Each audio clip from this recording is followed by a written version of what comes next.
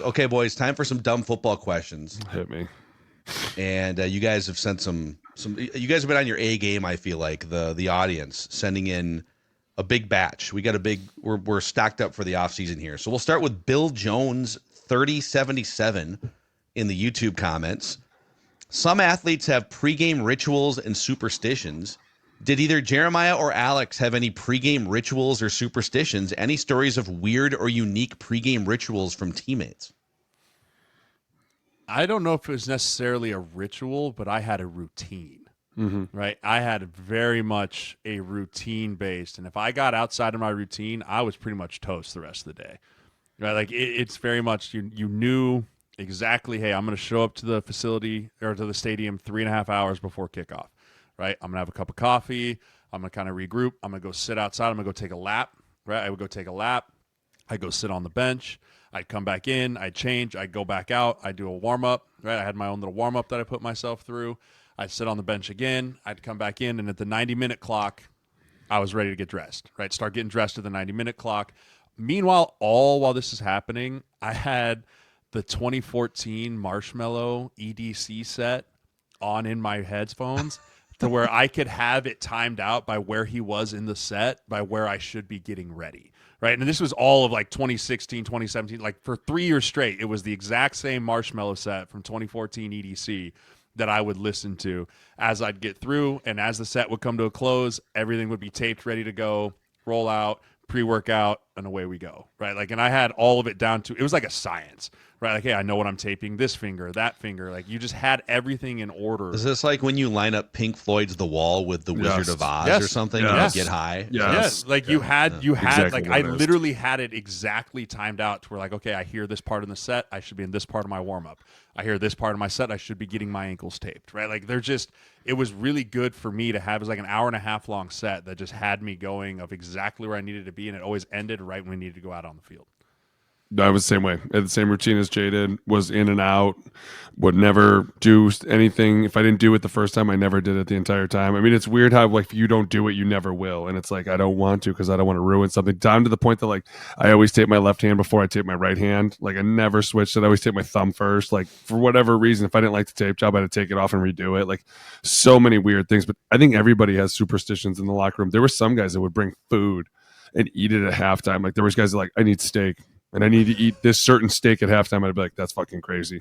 There was some guys, and I'm not going to name any names, but there was guys that would do crazy things. Like I saw guys take shots of tequila before every game. I saw guys take pumps of Coke before games. I saw guys take edibles before games. Like you see a lot of things, and the guys will look at you and they'll be like, need it. Need it. You'd be like, whatever you need, man. Whatever the fuck you need. Whatever makes you happy. I mean, everybody has a tradition or a routine in the NFL, which is funny because once you catch on to someone's, you can kind of fuck with them and it pisses them off. But it sucks when someone fucks with you because you're like, stop it. I'm not in the mood. Today's not the day. Like, linemen are very finicky about their routines. Yeah, the worst is when you'd be like coming off the field and like the assistant line coach would be like, hey, let's hit the mitts real quick. And you'd be like, no. Like, it's not, but then you don't want to be like, and then you do it and you're like, oh, now I'm behind. Now I got to feel hurt. Because I don't know about Alex feels this, but the number one feeling that I hate is being rushed.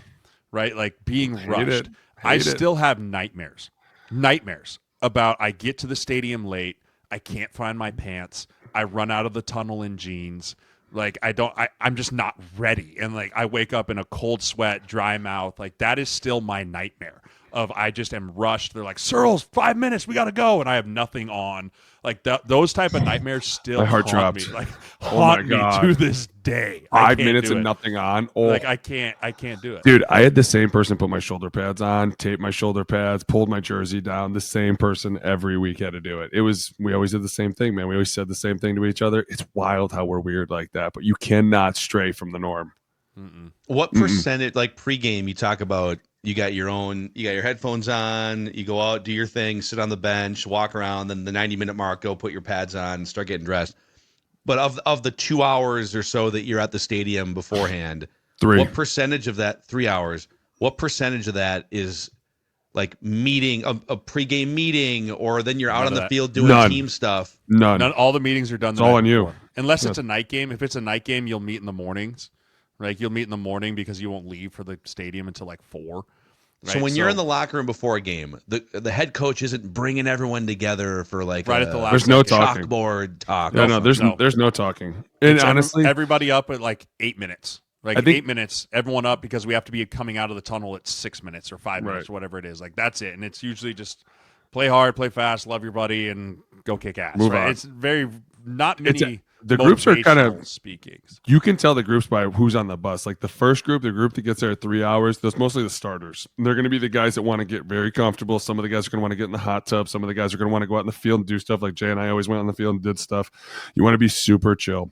And then I always looked over my playbook, always watch film. Like you always sit in your locker and kind of mind to yourself. There's not very loud. If you're going to be loud, you need to go in the training room. Like the locker room's super chill. It's quiet. Guys can talk and laugh, but you're not going to be loud. We're like, if you can hear me 4 lockers down, someone's going to be like, hey, man, shut the fuck up. You're going to be like, all right, my bad, dude. I'm gonna go over here. I'm going to go in the – some dudes used to go like in the training room and laugh and joke around, drink coffee, and then they'd come out and get serious and stuff like that. But the second bus is like the one that gets there the last second, and that's all the young guys, all the specialists. Like actually, the specialists get there like 6 hours before the game. They're actually one of the first ones weird. there.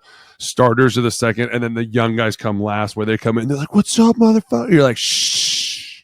First couple weeks, like you have to remind them, shut up. Shut the fuck up. It's game day. This is our temple. Shut up. You want to do that? You go the fuck out there and be like the weirdos, okay?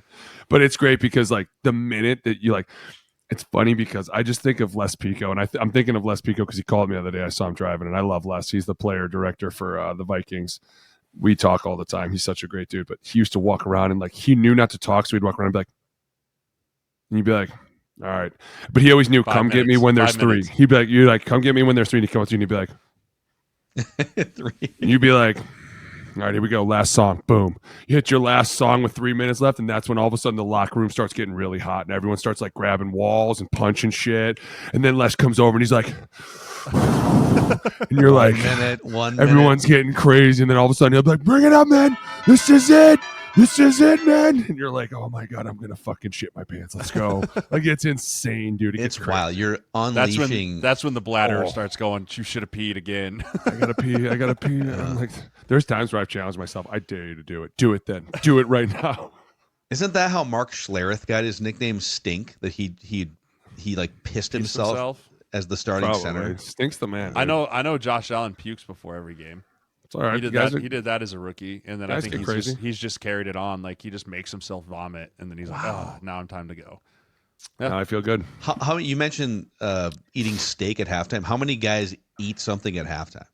I think. I would- well, most of the guys eat a little snack, right? Like oranges just or like something a uncrustable. Uncrustable. Mm. Eric Pears used to bring a whole meal, and I used to be like, on the bus, I'd be like, dude, what the fuck is that? He'd be like, you gotta get that meat in. And I'd be like, what is it? And halftime, he'd open it up. It'd be like a filet, a potato, broccoli. I'd be like, this guy's a serial killer. I can barely eat Broccoli at anything. halftime. Oh, dude, he's Yeah. over here like, guys, what are we doing? Talk to me. What's plan? I'm like, Are dude, we this guy's sliding left? eating a fucking rare Well, steak. The thing that always freaked me out is it's always the receivers and the DBs. We would come in from pre-draft warm-up, right, like pre-game warm-up, like where everyone's out on the field, and we always go in with like 19 minutes left so they can do the anthem and all the pre-game shenanigans. There'd be dudes that would come in and get fully undressed and go take a shower. Oh, I mean, I don't know fully how they like did it. they would go take a shower, and then all of a sudden, like they're just scrambling to get clothes on, and my heart's just like shaking for them. freaking out. And they're like, "Come on, let's go." And he's like, "Hold on, I gotta get my cleats tied." And you're like, "This was so preventable. Like you didn't have to do this. What? Why would you? Why do are this you to yourself? showering? Like, Yeah. why are you doing this?" But again, everyone's pregames are this a little bit different. Dude, some guys didn't care. I had to be. Dude, you know how it was. You have to crack enough of them before you walk out there. You have to smell just enough ammonia packets. And then all of a sudden, the best was before we go out there, Tony'd be like, crack one. He'd be like, Tony, smell that. He'd be like, what's wrong with you, motherfuckers? Fucking love that guy. Shit. Adam Borkowski 982 wants to know, and this I think this is you guys have some probably great insight on this one. When you guys retire, do you get hobby jobs or new full-time jobs, or do you kind of just do what you want with your hobbies and all that? I mean, I know you guys have your own experiences. Maybe you can answer for yourselves and then broaden it out to other players you play with. No, this is a great question because I remember when I first got into the league, everybody was telling me like the goal is to make enough money to never do anything again, Booney. And I remember all the time like, you'd be sitting in at breakfast or lunch and you'd be watching all the guys at the desk on TV at like ESPN or whatever, and all the older guys be like, see that fucking guy? Don't be that guy. Okay, that guy's a loser. That guy's broke, right? And the problem is they're not. They're just bored. Yeah. That's exactly what this is. And you're right. You can call it a hobby job. You can call it whatever you want. We put in so many yeses while everyone else said no that now it can be a hobby job where it's like, yeah, I go to work when I want to. I mess around. We went to work today, trained 5 dudes. We had a great time. Tomorrow will be the last day of the year before summer. And then after that, we just chill. And a lot of it is because like what we do now. We're bored. We love talking about football. It's great to come on here and talk ball and be serious and have a good time. And it's like, it's what we enjoy doing. It's the same thing with the gym. I enjoy training those dudes. It's not like I look at it and go, God, got to get up at 5 o'clock tomorrow and go to work. I'm like, God, I can't wait to get in there. Like Fridays, I cannot wait to get on the road at 4:30 and be the only one on the road. Cause I'm like, dude, we're going to go meet 10 offensive linemen and we're going to throw med balls at each other's faces and we're going to listen to EDM all morning. And then we're going to go eat fucking pancakes. Like it's the greatest thing you could ever do. And honestly, a lot of my kids are like Johnny will ask me, he'll be like, Dad, you ever just want to stop? And you're like, no, I can't. Like at one point, I think that was the goal, right? Like you get to 30 and you're like, I'm done. I'm never going to do another thing. And then you sit there for a couple of days and you're like, okay, I can't do this.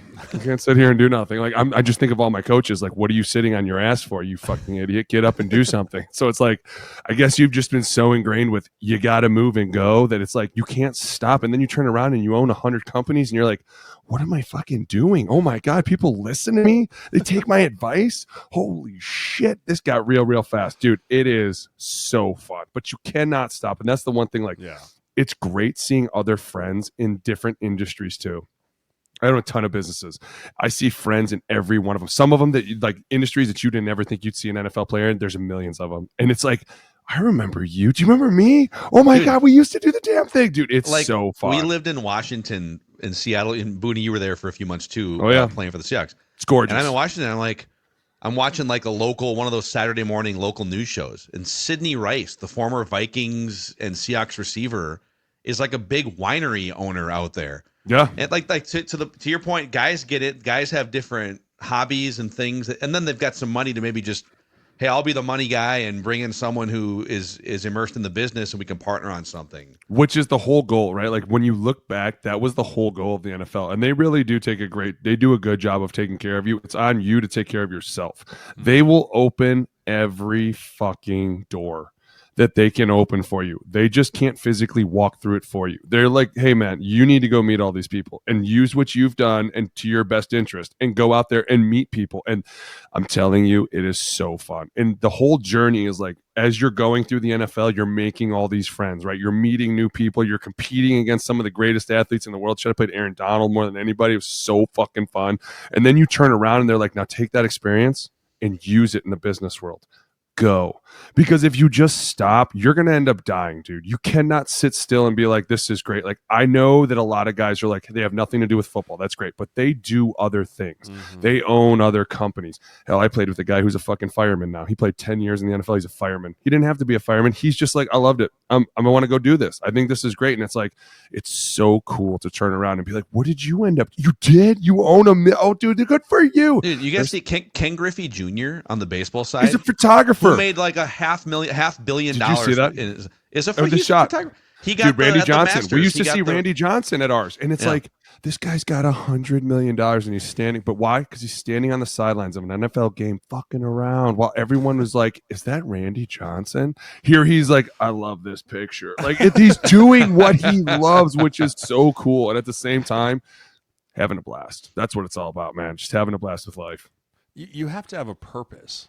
Like, you know, like, again, like, I remember Boone being like talking to people in the locker room, just like he said, like, retire when you're 30 and then you don't have to do anything. You don't become one of the top 1% of the 1% of the world by being okay with doing nothing. Yep. Like, it just doesn't register in your brain of, oh, I can just sit here and do nothing. You have to go. And the guys that have the issues are the ones that don't find a purpose post-football. Because if you become an NFL player, since you were in high school, your whole identity at times has become, I am a football player. right? So you're talking 4 years in high school, 4 years and 5 years in college, however long you play. I mean, you're talking a decade and a half of I am a football player. And the hard part with the NFL is it's not a, hey, let's set up your retirement party and talk about your transition plan out of the NFL and what are you going to do? Like, it just is cold turkey, hard line. You're done. You're done, right? And then you're sitting there and you're going, whoa, what do you mean I'm done? Like, okay, I guess I'm done. There's no intramural. I can go play football with my buddies in the backyard, or like it's done, right? It finishes. And so you have to find something that gives you that drive and that purpose that you can channel that football like drive into, or else you'll go nuts. Like, dude, I know guys that are going nuts. That point is, I guess I've never thought of it that way, but like if you're a golfer and you're professional, you're PGA, let's say you're a fringe PGA Tour card guy, and you made it for a few years, but now you can't play on the PGA Tour anymore. Mm-hmm. Well, you can still golf till you're like 80. Or if you play like guitar or piano or something or whatever, you can't play left guard. Like there's so the thing that you did is just out of your life. It's funny you say that. You can train guys. It literally just scoops an entire part out of your life. Mm-hmm. Right. And so many times you're not ready for that. Right. Like, there's no build up to it. Like, very rarely you see the guys like the Phillip Rivers and the Nick Hardwicks and the Eli Mannings that got to have this amazing career, and they go out on their terms. They had the farewell tour. This is my last year. That's like 0.01% of the NFL. 0.0001%. Like, so much the NFL is the game tells you when you're done. Right. Like, you don't decide when you're done. The phone just stops ringing. People don't want you anymore. You have been forgotten about. You've been played with. You're an old plaything. See ya. You no longer matter to us. And that whole piece of your life is scooped out and gone, and you'll never recreate it. Like, I can never recreate a Sunday night football. I can never recreate week 4 of training camp. Like, those type of things are just, they're gone. And when you're trying to figure out how to fill those voids in your life, it's really easy to turn to the wrong things. Yeah, that's where F1 comes. That's where F1 comes for the in, F1 right? minute. But really though, like, it's really easy to turn to the wrong things, and Boone and I have seen guys turn to because you chase that adrenaline high, right? And how do you get that? You can get it with drugs, alcohol, women, all the vices Boxing. That are out there. Like, yeah, anything that like you're going to go push out to pursue. A lot of bad things. You got to find something good. Hey, let me pour my energy into a business. Let me pour my energy into real estate. I'm going to go coach kids, right? Like, do something. Like, you have to, because if it's not just going to sit there, and the longer it sits there and bottles up, I've seen guys just explode, and then you're like, oh my gosh, what happened, dude? Are you okay? And it's the hardest thing too, because nobody ever wants to think about not playing, right? Like, I remember when my mentor, like year 2, was like, all right, we got to think about retirement. And I remember I was like, I will kill you. And he was like, just bringing it up, right? And every year, and it was another conversation. It was another sentence into the conversation, to where eventually it's like, you got to know, man, when you're done, you got to have something ready to go. Because there are guys that, Jay's not wrong, they go fucking nuts and they don't know who they are. And it's like Jay said, they think they're just simply football players. And it's like, we're humans, dude. We're not football players. Okay. We're all human. And at some point you can't play this game. Like, I was talking to all these rookies and they were like, man, it'd be great to play 20 years. And I was like, dude, the NFL's not meant to play 20 years. You didn't put enough in if you're playing 20 fucking years. Yeah. There's the anomalies of Tom. Tom is one of 10 million dudes that have gone through this league. One. He is the anomaly. And yes, there'll be another anomaly, but the rest of us were normal, and we gave everything we had, and 10 years was enough. Shit, dude. Like, you don't understand the problems you're going to have when you're done, that you need to start taking care of yourself. And I will say the NFL does a lot better job of that now. They're trying as much as they can. Like I said, they're not going to force feed you shit. They're going to be like, hey, if you need help, you come to us. If you want to know more, come to us. You want to get your fucking master's degree? We'll pay for it. You want to get your PhD? We'll pay for it. Like, you want to get your airplane license? We'll pay for it. Like, they'll pay for everything. You just have to physically walk through that door. And a lot of guys are like, oh, I'm going to do that. And 2 years in, they're like, I'm exhausted. And you're like, yeah, welcome to the NFL. There is no time off. Get your airplane pilot's license. What the fuck did you think this was? Like, you thought you were just going to go out for 6 months and do what you want? Like, dude, you're out of your mind. Well, that's where the things like the trust and a lot of the post-career stuff that the NFL has built very, very well, of building that transition out now. You just in the last 2-3 years is so much better than it was even when I left in 2015 or 2019. But yeah, dude, like, that's why you see so many guys getting into so many things, is because they've been so driven for so long, and coaches have always been like, we got to go, go, go, that the minute they stop, they're like, this is wrong. I was always told to go. I was never told to stop. If I stop, bad things happen. And it's great to see the success that these guys are having, man. It's so fun to run into people that you're like, they're like, oh, I played in the NFL. You're like, so did I. Son of a bitch. Who'd you play with? Like, you just go back and forth. Do you know this coach? Do you know that coach? And you're like, I know that motherfucker. Yeah. Dude, it's great. It's great. Yeah, no, that's what a cool answer.